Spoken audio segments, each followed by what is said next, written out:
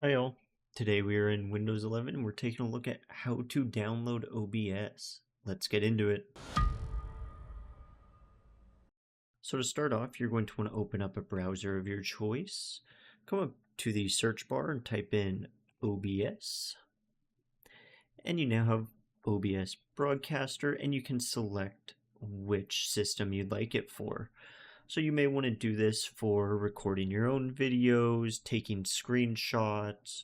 You can record audio with it, or you can just record your desktop. You may even want to record gameplay of whichever game.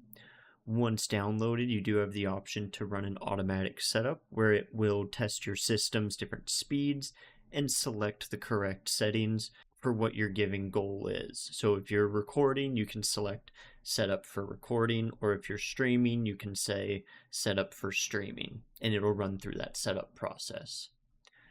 Let me know if this video helped, leave a comment and subscribe, and I'll see you in the next one.